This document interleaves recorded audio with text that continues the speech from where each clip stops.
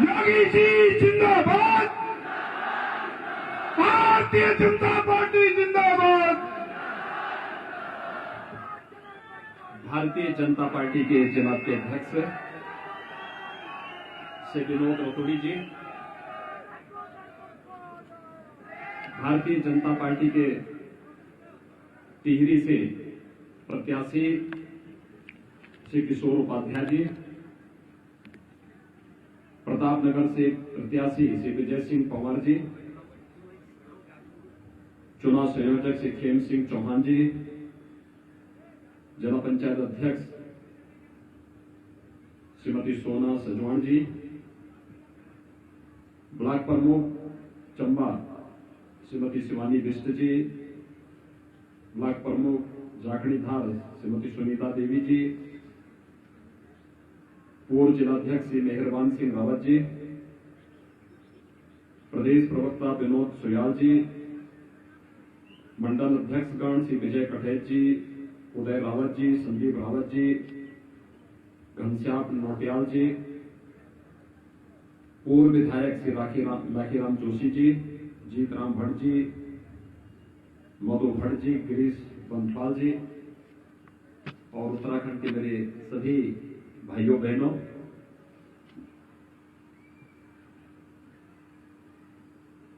इस देवभूमि को जहां पर हमारे उत्तराखंड के 4 पावन धाम हैं, मां गंगा और मां यमुना का जो पावन उद्गम स्थल है, मैं इस पावन धाम को, इस पवित्र भूमि को, जो देवभूमि के रूप में पूरी दुनिया के अंदर जानी जाती है, इसको कोटि कोटि नमन कर रहा हूं। आप सबका मैं इस अवसर पर अभिनंदन करता हूं। मुझे कल ही बताया गया कि मुझे आज उत्तराखंड में जाना है। आज सब जानते हैं उत्तर प्रदेश में भी चुनाव चल रहे हैं। पहला चरण का चुनाव हम लोगों ने संपन्न किया है और दूसरे चरण में आज वहां पर भी चुनाव मतदान सायंकाल बंद होगा। 14 फरवरी को उत्तर प्रदेश की 55 विधानसभा सीटों पर और उत्तराखंड राज्य की सभी विधानसभाओं में एक साथ चुनाव संपन्न होने हैं और इसीलिए आप सबसे मैं अपील करने के लिए आया हूं।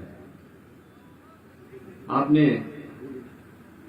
उत्तर प्रदेश को 12 से 17 के बीच में भी देखा है और 17 से 22 के बीच में भी देखा है।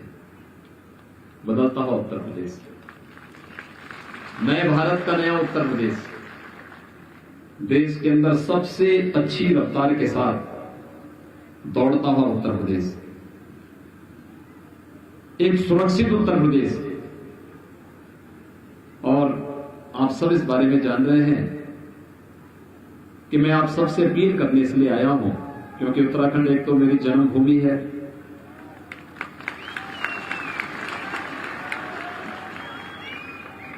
दूसरा ये सीमांत प्रदेश भी है। राष्ट्रीय सुरक्षा की दृष्टि से इस प्रदेश का अपना महत्व है और उत्तर प्रदेश से लगा हुआ प्रदेश होने के नाते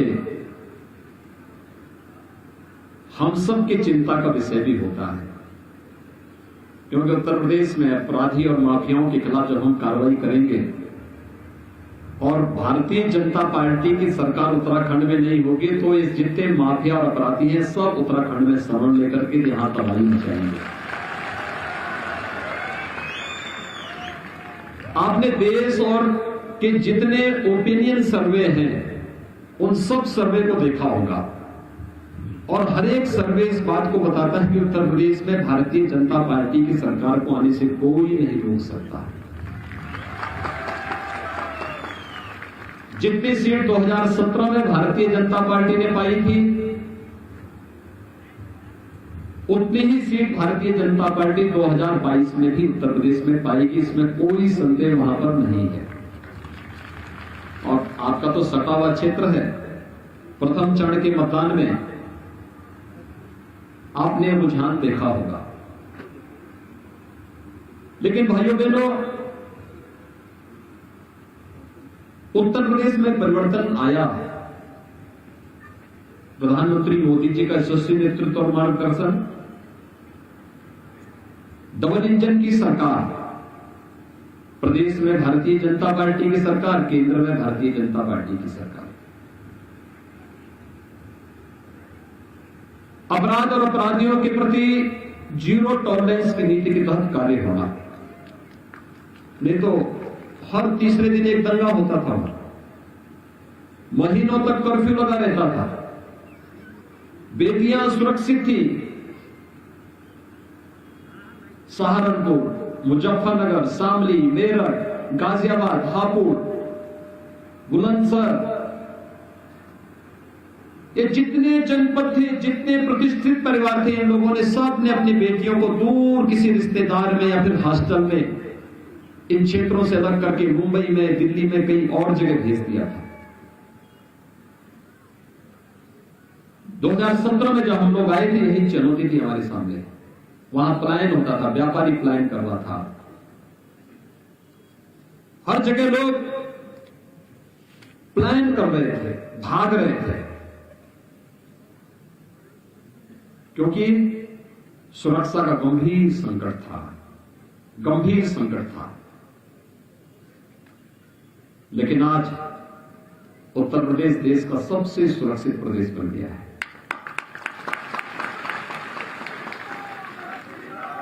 सबसे सुंदर प्रदेश, सबसे सुरक्षित प्रदेश। हम कुंभ का आयोजन भी करते हैं तो भव्य कुंभ और दिव्य कुंभ में बदल जाता है। जिस उत्तर प्रदेश में पहले कर्फ्यू लगता था, आज करोड़ों लोग कांवड़ यात्रा में जाते हैं धूम धड़ाके के साथ। जिस उत्तर प्रदेश में पहले व्यापारियों पर बम चलते थे, बाजार में बम फूटते थे, आज वहां पर कांवड़ यात्री हर हर बम बम का नारा लगाता हुआ निकलता है, कोई बाल बांका नहीं करता। और मुझे यही भय है, थोड़ी सी चूक हुई तो ये सभी अपराधी उत्तराखंड की तरफ रुख कर देंगे। यद्यपि मैं उनको इस लायक छोड़ता नहीं कि वो भागने लायक हो जाए, लेकिन फिर भी होता है कभी कभी भूले बिसरे कोई कहीं से रेंगते हुए निकल ही गया तो समस्या आपके लिए खड़ी करेगा। और इसलिए भाइयों बहनों, मैं आया हूं आप सबसे अपील करने के लिए। चुनाव आएंगे जाएंगे, सरकारें भी बनती हैं और बिगड़ती हैं, लेकिन हम सबके लिए सबसे महत्वपूर्ण है यह देश रहना चाहिए।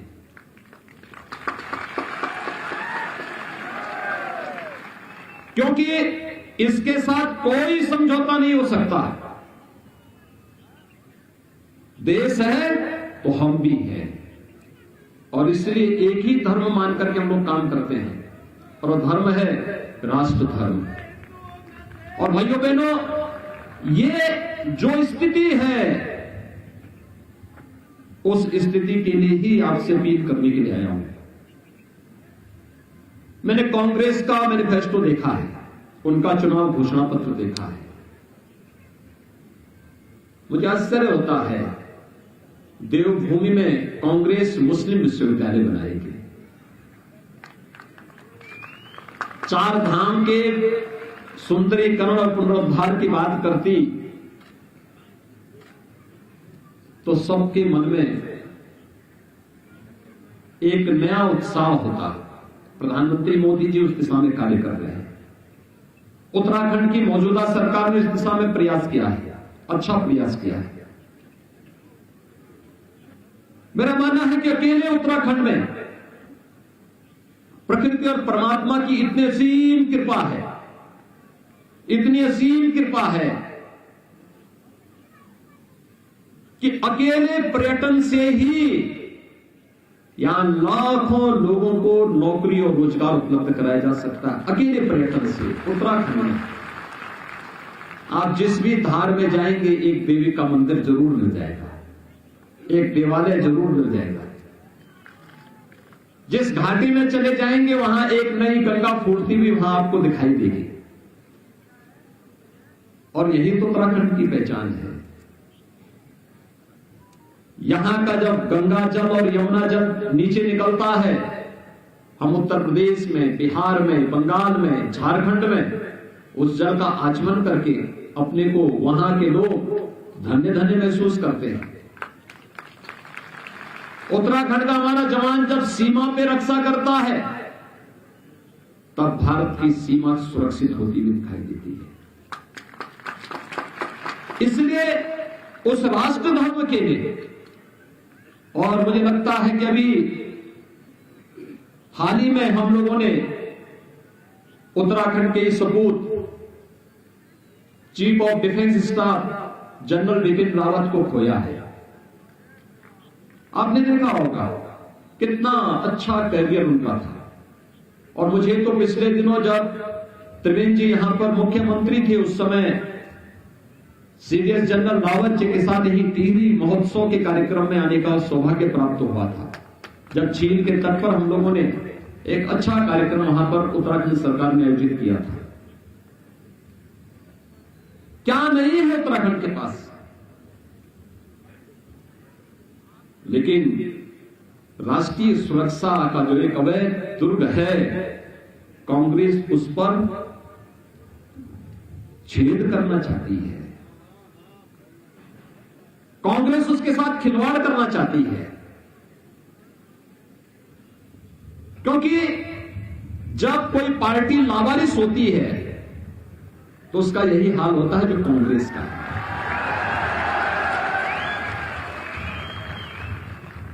नेतृत्व विहीन,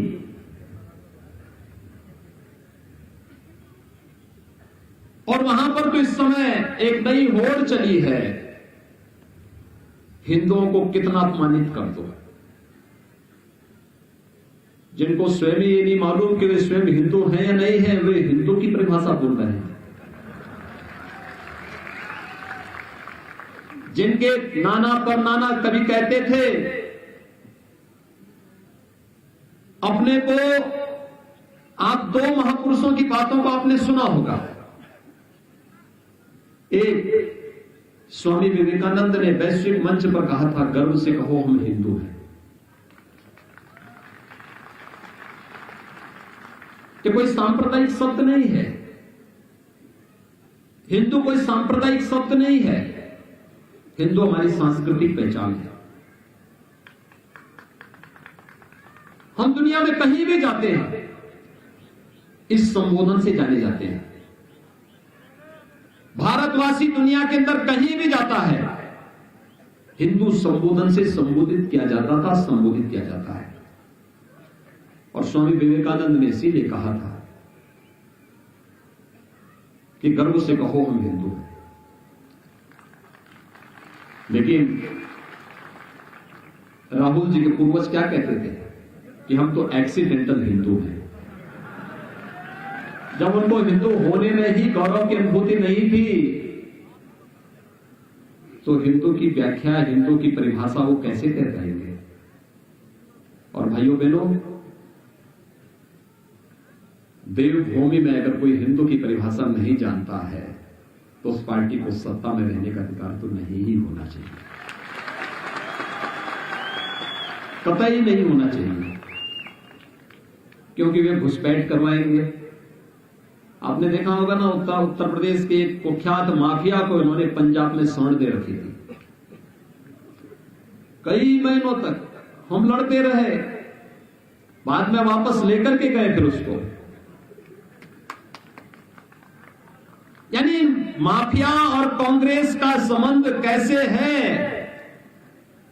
चोली दामन का संबंध जैसे होता है ना, ऐसे ही इनका संबंध है। और इसलिए कोई ऐसी गलती नहीं करना है जिस गलती को लेकर के बाद में पछताना पड़े, और इसलिए कोई भी ऐसा कार्य नहीं होने देना है जो वर्तमान के साथ साथ भविष्य को भी खराब करे। उत्तराखंड एक बहुत अच्छी दिशा में चल रहा है। उत्तराखंड बनने के बाद जो अपार संभावना उत्तराखंड में है, प्रधानमंत्री मोदी जी के नेतृत्व में आज भारतीय जनता पार्टी की डबल इंजन की सरकार इस कार्यक्रम को आगे बढ़ा रही है और उत्तर प्रदेश में भाजपा, उत्तराखंड में भाजपा, केंद्र में भाजपा, फिर ये डबल इंजन नहीं हो जाते, फिर ट्रिपल इंजन हो जाता है। अब याद करिए, जब Delhi Dehradun greenfield express way के निर्माण की कार्रवाई को आगे बढ़ाना था तो मेरे सामने प्रस्ताव आया था। मैंने बिना कुछ सोचे मैंने कहा अगर उत्तराखंड को जोड़ने के लिए है, एनओसी मैंने तत्काल दे दिया। मैंने कहा उत्तर प्रदेश से जितना जमीन चाहिए, जहां से लेके जाना है बेधड़क लेकर के जाइए, लेकिन उत्तराखंड को अच्छी कनेक्टिविटी दिल्ली की मिलनी चाहिए। हमने कहीं उसमें ये नहीं बोला कि ये हो जाएगा, फलाना हो जाएगा। हमने कहा जहां जैसे कहो वहां उतनी जमीन मिल जाएगी, वहां से हम इसके लिए मार्ग के लिए, एक्सप्रेस वे की कनेक्टिविटी के लिए देंगे। क्योंकि विकास यही परिवर्तन लाएगा, यही खुशहाली लाएगा। अपनी परंपरा और संस्कृति को क्षुण्ण बनाए रखने के साथ ही विकास से ही हम अपने युवाओं को एक नए भविष्य को अग्रसर कर सकते हैं, एक नया जीवन दे सकते हैं, उनके जीवन में बदलाव ला सकते हैं। और भाइयों बहनों, उत्तराखंड आज उस दिशा में आगे बढ़ा है। जब मैं उस समय आया था पिछली बार यहां पर उत्तराखंड सरकार के महोत्सव में, टिहरी झील के किनारे हम लोग आए थे। उस समय जनरल लावत जी थे इस कार्यक्रम में, और तब मैंने देखा था वहां पे प्रतापनगर को जोड़ने के लिए उस समय जिस सेतु के निर्माण की कार्रवाई चल रही थी, मुझे प्रसन्नता है आज बन गया है, आज यातायात के लिए खुल गया है, आवागमन और आसान हो गया है। उत्तराखंड में तो बहुत अच्छे ढंग से कनेक्टिविटी बहुत अच्छी हुई है। हर घर नल की तरफ भी उत्तराखंड बढ़ चुका है। हर गांव अच्छी कनेक्टिविटी के साथ साथ अब तो एक नई डिजिटल क्रांति की तरफ बढ़ रहा है। लेकिन अपनी परंपरा और अपनी संस्कृति को बनाए रखते हुए, बचाए रखते हुए हम सबको आधुनिक विकास की तरफ भी जाना होगा, क्योंकि यही हमारे युवाओं के जीवन को अच्छा बनाएगा। लेकिन ये विकास तभी सार्थक है जब सुरक्षा रहेगी। सुरक्षा से के बगैर कुछ भी आप कल्पना नहीं कर सकते। सुरक्षा के बगैर इसकी कल्पना ही नहीं की जा सकती। और इस सुरक्षा दोनों कारणों से, राष्ट्रीय सुरक्षा के लिए भी और पेशेवर माफिया और अपराधियों के कारण भी, इन दोनों से सुरक्षा आवश्यक है। और इस सुरक्षा के लिए उत्तराखंड में फिर से भारतीय जनता पार्टी की सरकार आनी आवश्यक है। और इस दिशा से आप सबसे अपील करने के लिए विशेष रूप से आज मैं आया हूं। उत्तर प्रदेश का चुनाव छोड़ के आया हूं मैं।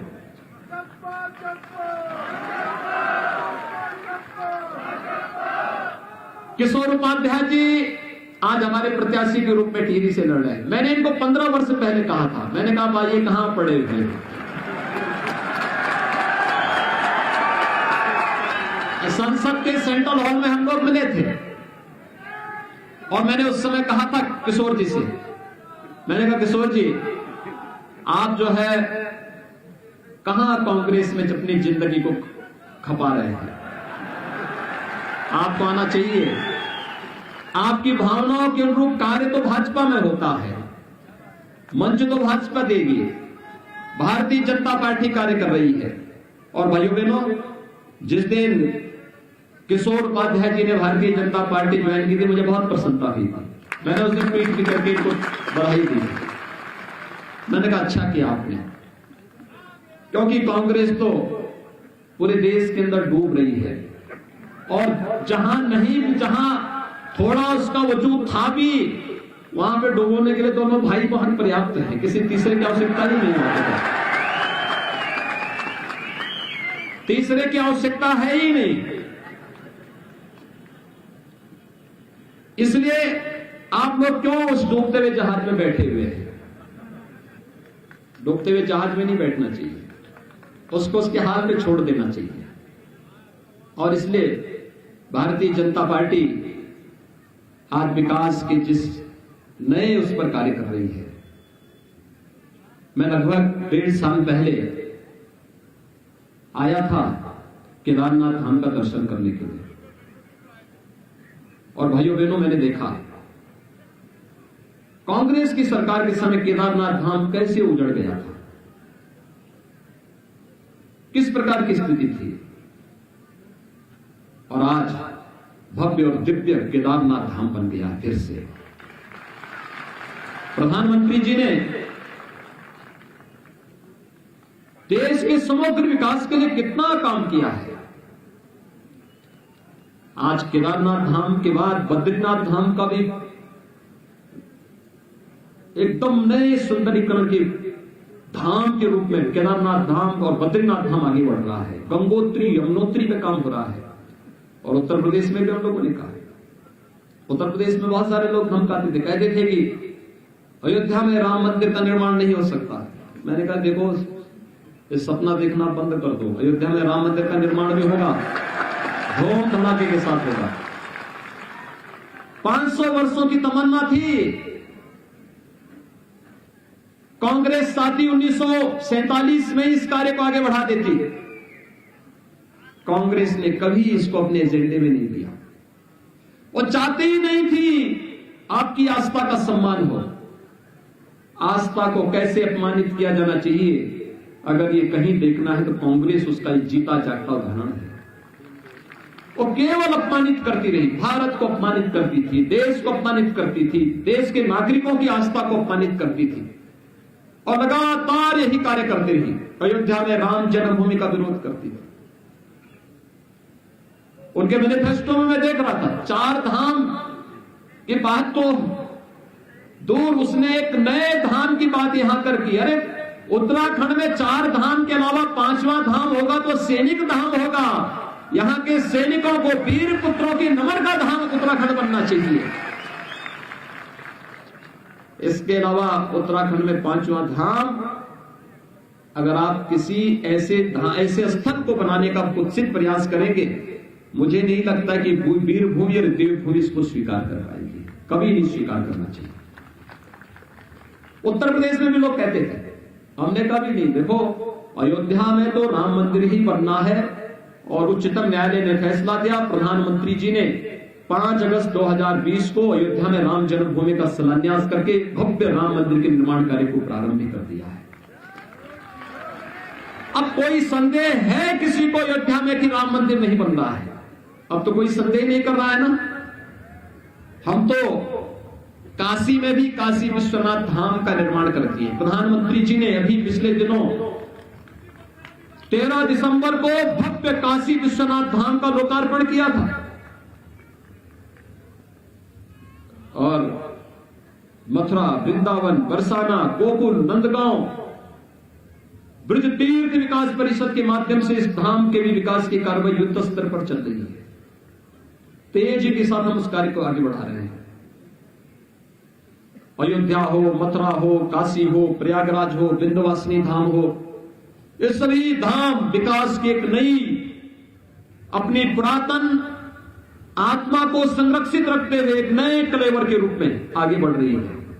और उत्तराखंड के 4 धाम भी आज इस दिशा में तेजी के साथ कार्य हो रहा है। बहुत आत्मिक संतुष्टि होती है हम लोगों को इन सब बातों को देख करके। लेकिन भाइयों बहनों, उत्तराखंड में बहुत कुछ संभावनाएं हैं। 21वीं सदी के इस दशक को हम उत्तराखंड का दशक बना सकते हैं, जहां पर उत्तराखंड के हर नौजवान को उत्तराखंड के अंदर ही नौकरी और रोजगार की गारंटी होगी। उत्तराखंड को ही देश और दुनिया के लिए फल और बागवानी के एक बेहतरीन केंद्र के रूप में विकसित करने की कार्रवाई भी आगे बढ़ेगी। और एक कार्य हो रहा है। रानी चौरा के बारे में मैंने सुना था, जब मैंने यहां पढ़ाई की थी उस समय रानी चौरा बन रहा था, नई टीवी बस रहा था उस समय। आज तो बहुत भव्य बन गया है। मैं जा रहा था, उधर से होते हुए निकला हूं मैं, और बहुत भव्य तरीके से कार्य आगे बढ़ रहा है। हमें इस दिशा में बहुत आगे बढ़ना है। और आप सबसे मैं यही अपील करूंगा, यही अपील कर रहा हूं सबसे, कि